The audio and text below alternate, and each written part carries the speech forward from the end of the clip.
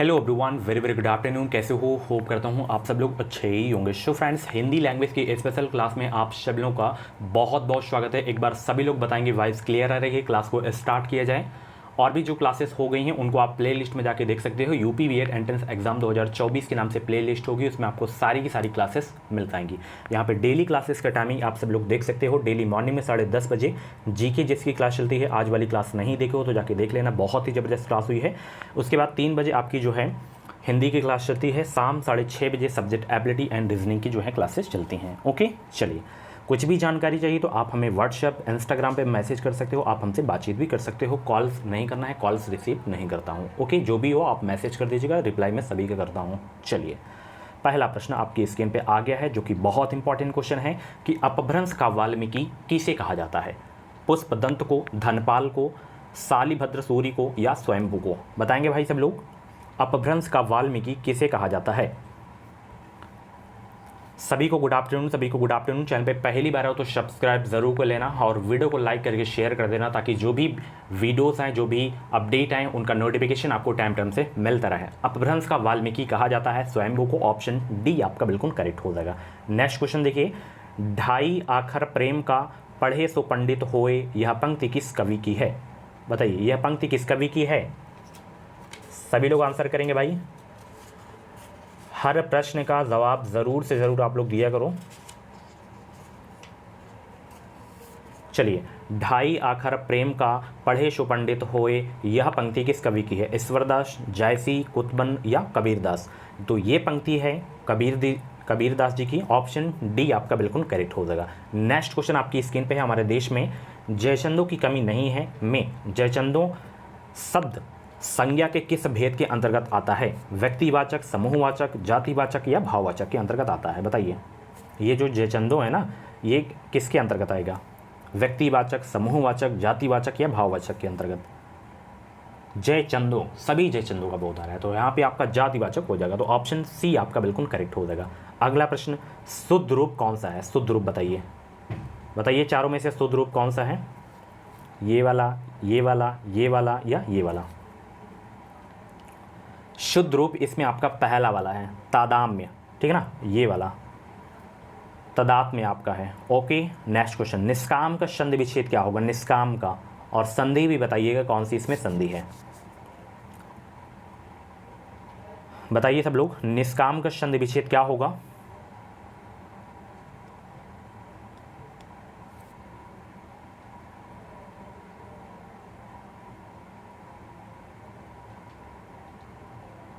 बहुत अच्छे, तो निह धन काम हो जाएगा। क्या होगा? निह धन काम। अगर इसमें संधि पूछे तो विसर्ग संधि हो जाएगा। कौन सी संधि? विसर्ग संधि। अनुगमन में समास बताना है। अनुगमन में समास कौन सा है? बताइए सब लोग, अनुगमन में समास कौन सा है? इसका विग्रह होता है गमन के पीछे गमन। क्या होता है? गमन के पीछे गमन। तो इसमें आपका अव्ययी भाव समास हो जाएगा। कौन सा समास हो जाएगा अनुगमन में? अव्ययी भाव समास हो जाएगा। ऑप्शन बी आपका बिल्कुल करेक्ट हो जाएगा। लिंग की दृष्टि से दही क्या है? स्त्रीलिंग, नपुंसक लिंग, पुल्लिंग या उभयलिंग? तो देखिए, हिंदी में तो 2 ही लिंग होते हैं, तो इनमें से 2 बताइए। नपुंसक लिंग होता ही नहीं है, संस्कृत में आपका होता है। हिंदी में लिंग पूछे, वचन पूछे तो 2 ही होते हैं। तो लिंग की दृष्टि से दही जो आपका है वो पुल्लिंग है। क्या है? पुल्लिंग शब्द है। ऑप्शन बी आपका बिल्कुल करेक्ट हो जाएगा। चलिए, बहुत अच्छे। जैसे आपका नदी पूछ ले तो नदी आपका स्त्रीलिंग होता है। रोटी पूछ ले, टोपी पूछ ले, तो ये सब स्त्रीलिंग होते हैं, ठीक है। और जैसे घी पूछ ले, मोती पूछ ले, तो ये आपका जो होता है वो आपका पुल्लिंग में आता है, ठीक है। चलिए, विलोम की दृष्टि से एक युग्म अशुद्ध है तो कौन सा अशुद्ध है, ये आपको बताना है। 8 का जवाब दीजिए सब लोग। विलोम की दृष्टि से एक युग्म अशुद्ध है, कौन सा जो है अशुद्ध है, ये आपको बताना है।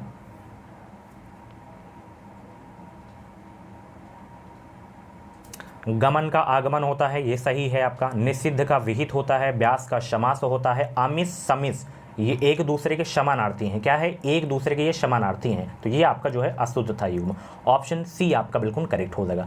समिस का जो होता है आपका विलोम निरमिस होता है। क्या होता है? निरामिस आप जिसे बोलते हो, ठीक है। चलिए, उसने उसे छल से पराजित किया, इस वाक्य में छल शब्द में कौन सा कारक है? एक बार फिर से क्वेश्चन रिपीट कर रहा हूं। उसने उसे छल से पराजित किया, इस वाक्य में छल शब्द में कौन सा कारक है? कर्ता, अपादान, कारण या कर्म कारक? 9 का जवाब देंगे सभी लोग।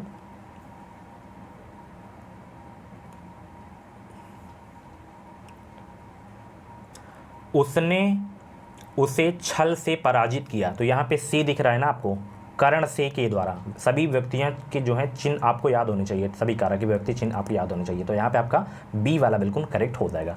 नेक्स्ट क्वेश्चन, कौन सा अल्प विराम का चिन्ह है इसमें, बताइए कौन सा अल्प विराम का चिन्ह है यहाँ पे। सभी को गुड आफ्टरनून, सभी को गुड आफ्टरनून भाई। वीडियो को लाइक करो, शेयर करो दबा के सभी लोग। चैनल पे पहली बार हो तो सब्सक्राइब जरूर कर लेना। तो यहाँ पे देखना अल्प विराम का चिन्ह आपका ये वाला है, सॉरी ये वाला, ठीक है ना, ये वाला। तो सी वाला आपका सही हो जाएगा, ठीक है। ये किसका है, अर्ध विराम का है। किसका है भाई, अर्ध विराम का। ये किसका है, पूर्ण विराम का चिन्ह है, ठीक है ना। ये आपका क्या है, ये बताइए क्या है ये, इसको भी बताइए सब लोग क्या है ये। चलिए कमेंट बॉक्स में ज़रूर बताना, आप लोग बताएंगे सब लोग। मोहन ने पढ़ा है यह वाक्य संदिग्ध भूतकाल में होगा। मोहन ने पढ़ा है, इसको संदिग्ध भूतकाल में आपको करना है कन्वर्ट। फटाफट आंसर करिए। 11 का राइट आंसर क्या हो जाएगा, मोहन ने पढ़ा है यह वाक्य संदिग्ध भूतकाल में होगा कि मोहन ने पढ़ा होगा, कोई मतलब कंफर्म नहीं है, संदिग्ध है। तो यहाँ पे बी आपका बिल्कुल करेक्ट हो जाएगा। राम रोटी नहीं खाता है, इस वाक्य का कर्मवाच्य होगा क्या। राम रोटी नहीं खाता है मतलब ये भाववाच्य है, तो इसका कर्मवाच्य क्या हो जाएगा। राम से रोटी खाए जाते हैं, राम ने रोटी खाई, राम रोटी खाएगा, राम से रोटी नहीं खाई जाती है। 12 का जवाब दीजिए सब लोग। राम रोटी नहीं खाता है, इस वाक्य का कर्मवाच्य रूप क्या हो जाएगा कि राम से रोटी नहीं खाई जाती है। ऑप्शन डी करेक्ट हो जाएगा। अरुणिमा में कौन सा प्रत्यय है, अरुणिमा में कौन सा प्रत्यय है, इम, इमा, आ, मा, कौन सा प्रत्यय है। 13 का जवाब देंगे सब लोग। अरुणिमा में कौन सा प्रत्यय है, तो इसमें आपका ईमा प्रत्यय है। ऑप्शन सी आपका बिल्कुल करेक्ट हो जाएगा। परामर्श में किस उपसर्ग का प्रयोग हुआ है, परामर्श में परा उपसर्ग का या मर्श उपसर्ग का या पर उपसर्ग का या पा उपसर्ग का।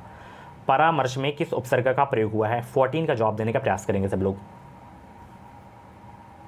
परामर्श में किस उपसर्ग का प्रयोग हुआ है, तो इसमें परा उपसर्ग का प्रयोग हुआ है, ठीक है ना। परामर्श में परा उपसर्ग है आपका। ऑप्शन ए आपका बिल्कुल करेक्ट हो जाएगा। चलिए बहुत अच्छे भाई।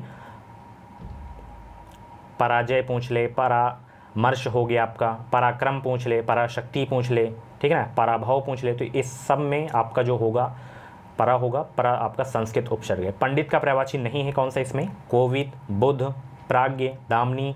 तो पंडित का पर्यायवाची इसमें कौन सा नहीं है। 15 का जवाब दीजिए सब लोग। 15 का जवाब दीजिए सब लोग भाई। देखिए पंडित का पर्यायवाची इसमें कोविद है, बुद्ध है, प्राज्ञ है। दामिनी इसमें पंडित का पर्यायवाची नहीं है। दामिनी जो आपका पर्यायवाची है ये बिजली का पर्यायवाची है। किसका पर्यायवाची है दामिनी, बिजली का पर्यायवाची है। तो ऑप्शन बी आपका बिल्कुल करेक्ट हो जाएगा। अधोलिखित में एक जो है घर का पर्यायवाची है, कौन सा, घर का पर्यायवाची कौन सा है। 16 का जवाब दीजिए सब लोग। अयन, मयन, घरन, चयन, इसमें घर का पर्यायवाची कौन सा है, घर का।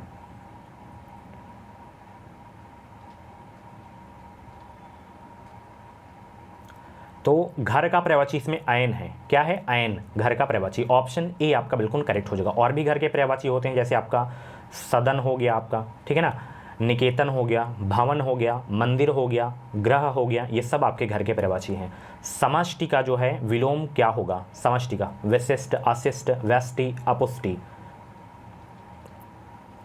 समष्टि का विलोमार्थी क्या शब्द बताइए क्या हो जाएगा समष्टि का। समष्टि का विलोमार्थी शब्द आपका व्यष्टि हो जाएगा। ऑप्शन बी आपका बिल्कुल करेक्ट हो जाएगा।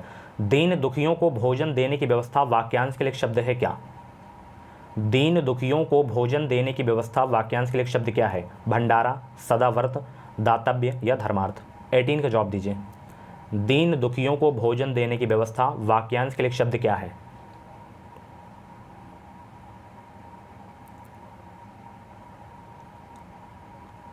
सदा व्रत हो जाएगा। ऑप्शन सी आपका बिल्कुल करेक्ट हो जाएगा। हाथी की पीठ पर रखे जाने वाले आसन के लिए शब्द है क्या। हाथी की पीठ पर रखा जाने वाले आसन के लिए शब्द क्या होगा। जीन, हौदा, काठी या बख्तर। 19 का जवाब देंगे सब लोग। हाथी की पीठ पर रखे जाने वाले आसन के लिए शब्द क्या होगा। हौदा हो जाएगा। क्या हो जाएगा, हौदा। ऑप्शन सी आपका बिल्कुल करेक्ट हो जाएगा। आंखें बिछाना मुहावरे का सही अर्थ क्या है। आंखें बिछाना मुहावरे का सही अर्थ क्या है। प्रायश्चित करना, उपेक्षा करना, आंखें थक जाना, हृदय से आदर करना। आंखें बिछाना मुहावरे का सही अर्थ क्या है। 20 के जवाब दीजिए सब लोग। तो आंखें बिछाना मुहावरे का सही अर्थ होता है हृदय से आदर करना। 20 का ऑप्शन डी आपका बिल्कुल करेक्ट हो जाएगा। निम्नलिखित में से एक युग्म अशुद्ध है, कौन सा अशुद्ध है ये आपको बताना है। 21 का जवाब दीजिए, कौन सा एक युग्म जो है आपका अशुद्ध है।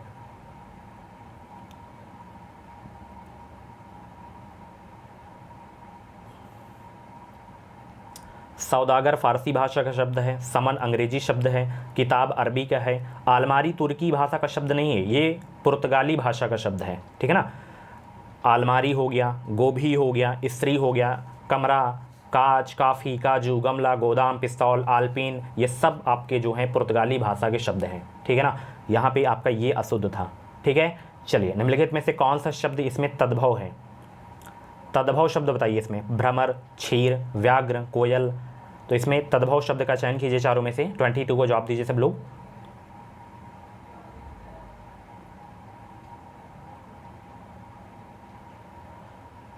बताइए सब लोग भाई।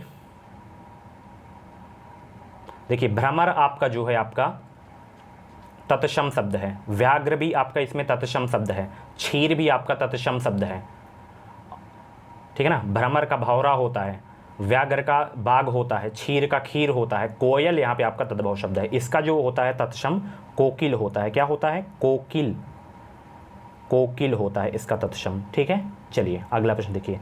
एक वाक्य शुद्ध है, कौन सा वाक्य शुद्ध है आपको बताना है। आपकी राय से काम जरूरी है, वहाँ मिष्ठान की बड़ी दुकान है, भारत कश्मीर से लगाकर कन्याकुमारी तक फैला है, उन्होंने बहुत सी पुस्तकें जो है एकत्रित कर ली। 23 का जवाब दीजिए सब लोग। एक वाक्य शुद्ध है, कौन सा वाक्य शुद्ध है ये आपको बताना है।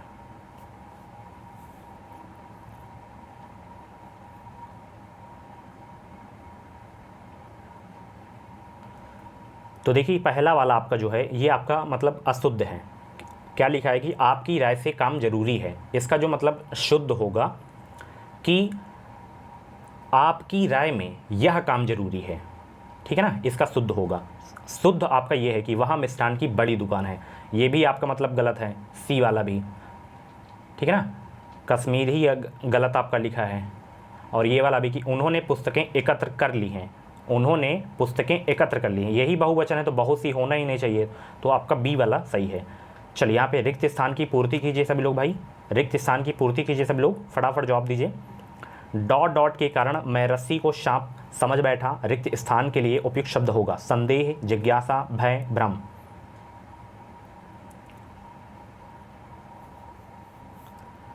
तो यहाँ पे आएगा आपका भ्रम। क्या आएगा कि भ्रम के कारण मैं रस्सी को सांप समझ बैठा। ऑप्शन डी आपका बिल्कुल करेक्ट हो जाएगा। हंस का संपादन किया किसने? प्रेमचंद ने, अमृत राय ने, शिवदान सिंह चौहान, इनमें से सभी ने। तो हंस का संपादन किसने किया? 25 का जवाब दीजिए सब लोग। और वीडियो को यार लाइक कर दो, आप लोग लाइक नहीं करते तो प्लीज़ वीडियो को लाइक ज़रूर कर दिया करो।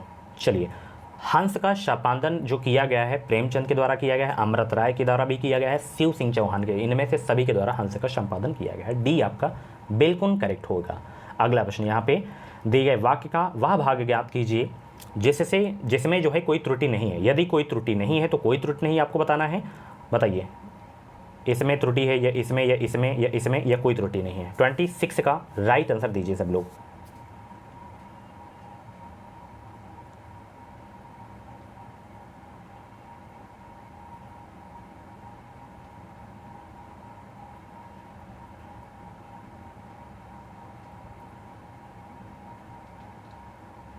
देखिए, त्रुटि इसमें है कि वसंत के आगमन से ही शीत की, यहाँ पे की नहीं होना चाहिए, का होना चाहिए।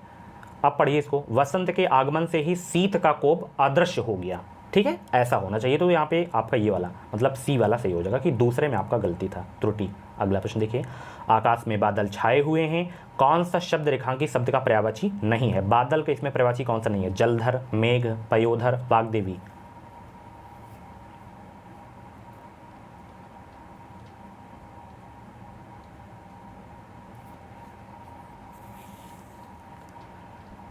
तो यहाँ पे देखना आप लोग, जैसे जलधर है, मेघ है, पयोधर है, ये सब बादल के पर्यायवाची हैं। वाग्देवी इसमें जो है बादल का पर्यायवाची नहीं है। वाग्देवी जो है सरस्वती का पर्यायवाची। किसका पर्यायवाची है? वाग्देवी सरस्वती का पर्यायवाची है। तो ऑप्शन बी आपका बिल्कुल करेक्ट हो जाएगा। जयपुरी का स्थानीय नाम है, बताइए। दाशारणी, बागड़ी, ढूढ़ाड़ी, कुमारचल। जयपुरी के स्थानीय नाम क्या है?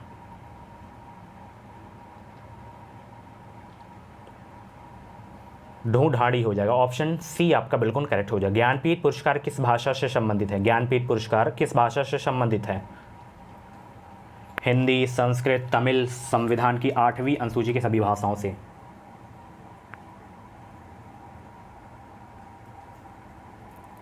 तो ज्ञानपीठ पुरस्कार संबंधित है संविधान की 8वीं अनुसूची की सभी भाषाओं से, ठीक है ना। 8वीं अनुसूची में कितनी भाषाएं हैं? 22 भाषाओं का वर्णन है। तो 22 भाषा में दिया जाता है ज्ञानपीठ पुरस्कार। ये क्वेश्चन एग्जाम में पूछा जाता है कि ज्ञानपीठ पुरस्कार कितनी भाषा में दिया जाता है? 22। और साहित्य अकादमी 24। ध्यान रखना। अगला प्रश्न, साकेत महाकाव्य के रचयिता हैं कौन? साकेत महाकाव्य के रचयिता हैं कौन? जयशंकर प्रसाद, सुमित्रा नंदन पंत, मैथिली शरण गुप्त या नागार्जुन? तो साकेत महाकाव्य के रचयिता है मैथिली शरण गुप्त। ऑप्शन सी आपका बिल्कुल करेक्ट हो जाएगा। जेते तुम तारे तेते नभ में ना तारे हैं, इस पाक काव्य पंक्ति में दिए गए विकल्पों में से सही अलंकार का चयन कीजिए। उपमा, रूपक, यमक, श्लेष, कौन सा अलंकार होगा? 31 का जवाब दीजिए।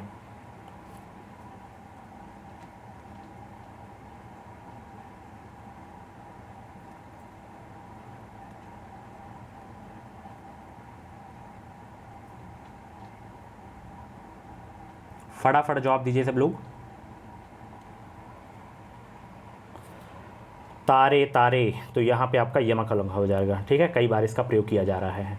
यहाँ पे गद्यांश आ गया। गद्यांश आपके एग्जाम में ज़रूर आएगा, ठीक है ना। सबसे पहले देखिए गद्यांश कैसे किया जाता है। सबसे पहले आपको प्रश्न पढ़ना है। क्या पढ़ना है? प्रश्न। जैसे यहाँ पे क्या है कि साहसी मनुष्य क्या उधार नहीं लेता। साहसी मनुष्य किसके समान है? आप पढ़ लिए हो, उसके बाद गद्यांश पढ़िए। जैसे ही उत्तर मिले तुरंत टिक कर दो। जैसे यहाँ पे पूछा है कि साहसी मनुष्य क्या उधार नहीं लेता है, ठीक है ना। ध्यान रखना कि साहसी मनुष्य क्या उधार नहीं लेता। तो यहाँ पे जब आप लोग पढ़ेंगे कि साहस की ज़िंदगी सबसे बड़ी ज़िंदगी होती है, ऐसी ज़िंदगी की सबसे बड़ी पहचान यह है कि वह बिल्कुल निडर, बिल्कुल बेखौफ होती है। साहसी मनुष्य की पहली पहचान कि वह इस बात की चिंता नहीं करता कि तमाशा देखने वाले लोग उसके बारे में क्या सोच रहे हैं। दूसरों की परवाह किए बगैर जीने वाला आदमी दुनिया की असली ताकत होता है। मनुष्यता को प्रकाश भी ऐसे ही आदमी से मिलता है। साहसी मनुष्य उन सपनों में भी जो है रस लेता है जिनका कोई व्यवहारिक अर्थ नहीं होता है। साहसी मनुष्य जो है सपने उधार नहीं लेता है। क्या नहीं लेता है? सपने उधार नहीं लेता है। मिल गया उत्तर। तो यहाँ पे क्या पूछा था कि साहसी मनुष्य क्या उधार नहीं लेता? सपने नहीं लेता है। साहसी मनुष्य किसके समान है? तो इसका भी उत्तर आपको मिल जाएगा गद्यांश में ही। तो साहसी मनुष्य जो समान होगा यहाँ पे किसके समान होगा? सिंह के समान होगा। मैं उत्तर आपको दिखाई दे रहा हूँ कि साहसी मनुष्य किसके समान होता है।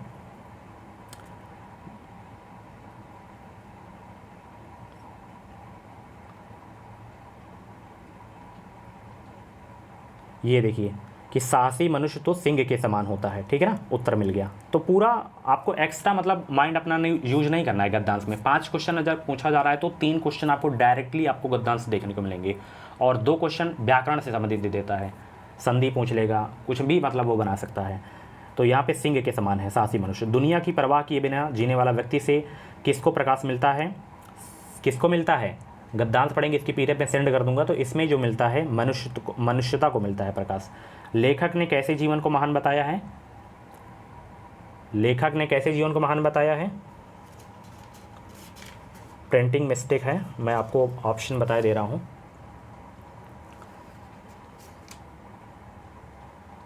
तो हिम्मत को बताया है, ठीक है ना। लेखक ने कैसे जीवन को बताया है? हिम्मत को। तो फ्रेंड्स ये थी आज की जो है हिंदी लैंग्वेज की क्लास। कैसी रही क्लास? कमेंट बॉक्स में अपना फीडबैक ज़रूर देना। 35 में से कितने क्वेश्चन आपके करेक्ट हुए हैं ये भी अपना स्कोर जरूर बताना। आज की क्लास कैसी लगी फीडबैक ज़रूर देखना, मतलब लिखना आप लोग। वेरी नाइस, जो भी आपको लिखना हो आप लिख सकते हो हमारी क्लास के बारे में। बाकी हम मिलते हैं शाम 6:30 बजे वाली क्लास में। Bye bye, take care, thank you so much.